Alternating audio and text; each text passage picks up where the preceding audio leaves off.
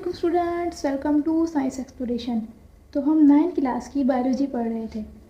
Previous lecture में हमने molecular level of organisation को डिस्कस किया था और आज का हमारा टॉपिक है cellular level of organisation. Atoms मिलके एलिमेंट कैसे बनाते हैं और फिर एलिमेंट्स आपस में मिलके मॉलिक्यूल्स कैसे बनाते हैं। और आज हमने पढ़ना है सेल कि सेल कैसे बना है, कैसे सारे एलिमेंट्स सारे मॉलिक्यूल्स मिलके सेल बनाते हैं और सेल मिलकर एक लिविंग ऑर्गेनिज्म को बनाता है। और आज हम वही पढ़ेंगे सेलुलर लेवल ऑफ ऑर्गेनाइजेशन। अब सेल क्या होता है? तो सेल का जो बेसिक यूनिट होता है, यानी कि जिससे सेल मिलके बना हुआ होता है, सेल के अंदर क्या क्या चीज़ें होती हैं और वो कैसे परफॉर्म फंक्शन करता है, वो सब चीज़ें सेल का बेसिक यूनिट है। तो बेसिक यूनिट क्या है? वो है प्रोटोप्लाज्म। जब बायोमॉलिक्यूल्स यानी कि ऐसे मॉलिक्यूल्स जो हमारी बॉडी के लिए एसेंशियल हैं, जो हमारी बॉडी के लिए बहुत ज़्यादा ज़रूरी हैं और ऑर्गेनिक हैं और हमारी बॉडी के अंदर डिफरेंट फंक्शंस परफॉर्म करते हैं, तो ऐसे मॉलिक्यूल्स को हम बायोमॉलिक्यूल्स कहते हैं। जैसे कि प्रोटीन्स, कार्बोहाइड्रेट्स और लिपिड्स, ये सारे मॉलिक्यूल्स हैं बायोमॉलिक्यूल्स जो मिलकर हमारी बॉडी का प्रोटोप्लाज्म बनाते हैं। अब प्रोटोप्लाज्म क्या है? तो प्रोटोप्लाज्म के अंदर आ जाती है सेल मेम्ब्रेन, उसके बाद साइटोप्लाज्म। साइटोप्लाज्म के अंदर सारा फ्लूइड, क्योंकि साइटोप्लाज्म के अंदर तो 60 to 70% वाटर होता है हमारे सेल के अंदर, 60 to 70% वाटर। तो साइटोप्लाज्म के अंदर जो सारे ऑर्गेनेलीज हैं, साइटोप्लाज्म बेसिकली क्या करता है, डिफरेंट ऑर्गेनेलीज को अपने अंदर जगह देता है और डिफरेंट फंक्शन सेल के जो केमिकल प्रोसेसेस होते हैं, मेटाबॉलिज्म होता है, वो हमारा साइटोप्लाज्म में परफॉर्म होता है। उसके बाद हमारे सेल के बीच में जो ऑर्गेनेली पाया जाता है, जिसे हम न्यूक्लियस कहते हैं, इसके अंदर जो हमारा न्यूक्लियोप्लाज्म और हेरिडिटी मटेरियल होता है, तो इन सब को मिला के बनता है प्रोटोप्लाज्म। यानी कि nucleoplasm plus protoplasm equal to cytoplasm. Nucleoplasm और साइटोप्लाज्म ये सारा हिस्सा मिल के बनाता है प्रोटोप्लाज्म। और प्रोटोप्लाज्म को हमारे बायोमॉलिक्यूल्स मिलके बनाते हैं, यानी कि पहले एटम्स मिलके बनाते हैं एलिमेंट्स मिलके बनाते हैं मॉलिक्यूल्स, और वो बायोमॉलिक्यूल्स जो ऑर्गेनिक मॉलिक्यूल्स हमारे सेल के अंदर पाए जाते हैं, जैसे कि कार्बोहाइड्रेट्स, प्रोटीन्स, लिपिड्स। फिर जब ये बायोमॉलिक्यूल्स आपस में मिलके एक फंक्शन परफॉर्म करते हैं, यानी कि आपस में मिलके कोऑर्डिनेट होकर काम करते हैं, तो ये डिफरेंट ऑर्गेनेलीज बनाते हैं और कॉम्प्लेक्स स्ट्रक्चर बनाते हैं और मिलकर डिफरेंट फंक्शंस परफॉर्म करते हैं साइटोप्लाज्म के अंदर, और मिलकर डिफरेंट फंक्शंस परफॉर्म करते हैं।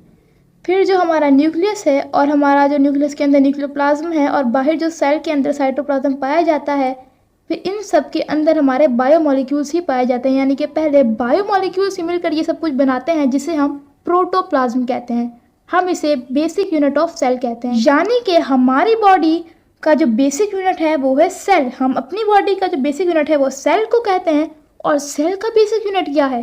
तो वो है प्रोटोप्लाज्म। सेल का बेसिक यूनिट है प्रोटोप्लाज्म, जो मिलकर बना हुआ है बायोमॉलिक्यूल से। सेल का बेसिक यूनिट प्रोटोप्लाज्म है, जो मिलकर बना हुआ है बायोमॉलिक्यूल से। प्रोटोप्लाज्म क्या होता है?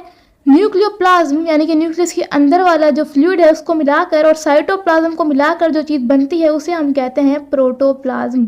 अब जो एनिमल सेल है उसके बाहर तो सेल वॉल नहीं होती, लेकिन प्लांट सेल के बाहर सेल वॉल होती है, तो प्रोटोप्लाज्म के अंदर हम सेल वॉल को कंसीडर नहीं करते। यानी कि अगर हम प्रोटोप्लाज्म के ऊपर सेल वॉल लगा देंगे तो एक कंप्लीट सेल बन जाएगा, लेकिन सेल वॉल को हटाकर अगर हम अंदर देखें, सेल मेम्ब्रेन, साइटोप्लाज्म और न्यूक्लियोप्लाज्म ये सब मिलके बनाता है प्रोटोप्लाज्म। और प्रोटोप्लाज्म मिलके बना हुआ है बायोमॉलिक्यूल से। फिर जब हमारा जो सेल का जो प्रोटोप्लाज्म है उसके अंदर जो सारे ऑर्गेनेलीज हैं, जब वो आपस में मिलकर कोऑर्डिनेट होकर जब वर्क करते हैं, काम करते हैं, तो वो बन जाता है एक कंप्लीट सेल।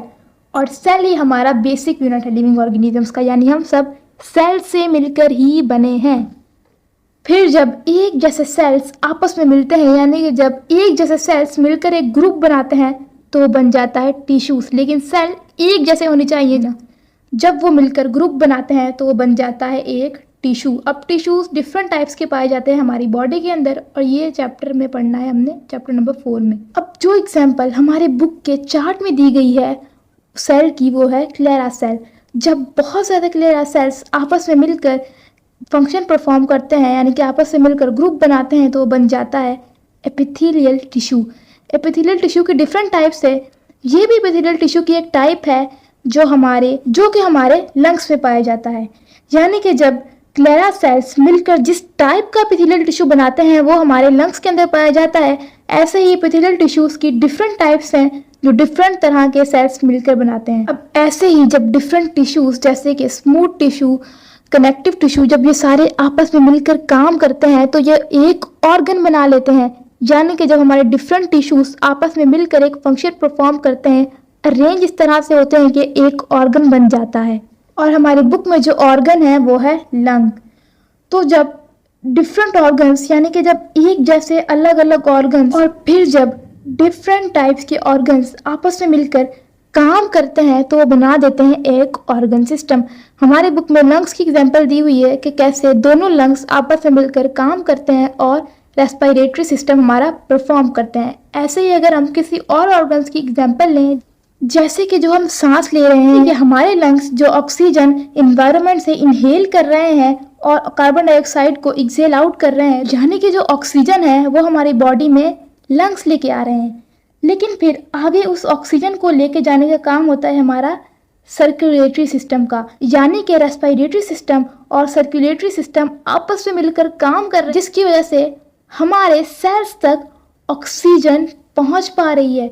यानी कि अकेला लंग्स नहीं है सिर्फ फंक्शन परफॉर्म कर रहा है, लंग्स सिर्फ ऑक्सीजन लेके आ रहा है, उसके बाद उसको आगे हमारे सेल्स के अंदर लेके जाने वाला जो सिस्टम है वो है सर्कुलेटरी सिस्टम। ऐसे ही जब डिफरेंट ऑर्गन्स मिलकर आपस में वर्क करते हैं तो वो बना लेते हैं ऑर्गन सिस्टम।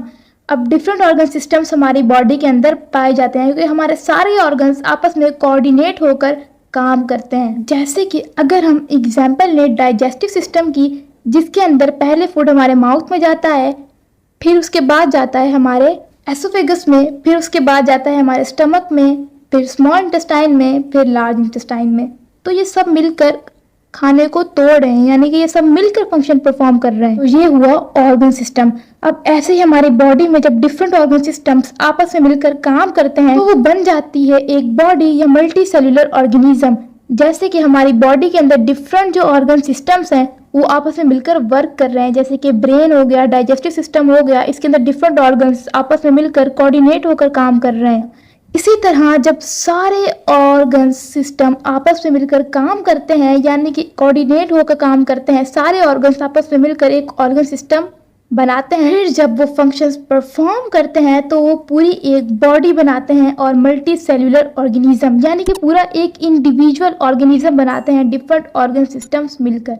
हमने शुरू कहाँ से किया था? एटम से, कि कैसे पहले सब एटॉमिक पार्टिकल्स से मिलकर एटम बनाया, फिर कैसे एटम्स आपस में मिलकर बनाते हैं एलिमेंट, फिर कैसे एलिमेंट्स मिलकर बनाते हैं मॉलिक्यूल्स, फिर बायोमॉलिक्यूल से मिलकर प्रोटोप्लाज्म बनाया और प्रोटोप्लाज्म ने एक सेल बनाया, फिर सेल्स ने मिलकर सिमिलर टाइप के सेल्स ने मिलकर टिश्यू बनाया, फिर जब डिफरेंट टाइप्स ऑफ टिश्यूज आपस में मिले तो उन्होंने एक ऑर्गन बनाया, फिर डिफरेंट ऑर्गन्स ने मिलकर ऑर्गन सिस्टम बनाया, फिर जब डिफरेंट ऑर्गन सिस्टम्स आपस में मिलकर काम करने लगे तो उन्होंने पूरा एक ऑर्गेनिज्म बनाया, यानी कि एक पूरी बॉडी बना दी। जैसे कि ह्यूमन, हम ऐसे ही बने हैं, पहले एटम, फिर एटम के बाद एलिमेंट, फिर ऐसे करते करते पूरा एक ऑर्गेनिज्म बना, यानी कि पूरा एक ह्यूमन बना, मल्टी सेल्यूलर ऑर्गेनिज्म, एक पूरी इंडिविजुअल बॉडी बनी है। तो आज हमने पढ़ा सेल्यूलर लेवल ऑफ ऑर्गेनाइजेशन के सेल कैसे बना, ऐसे सेल्स ने मिलकर एक पूरा ऑर्गेनिज्म बनाया। बाकी है टैक्सोनोमिक लेवल और डिफरेंट लेवल्स,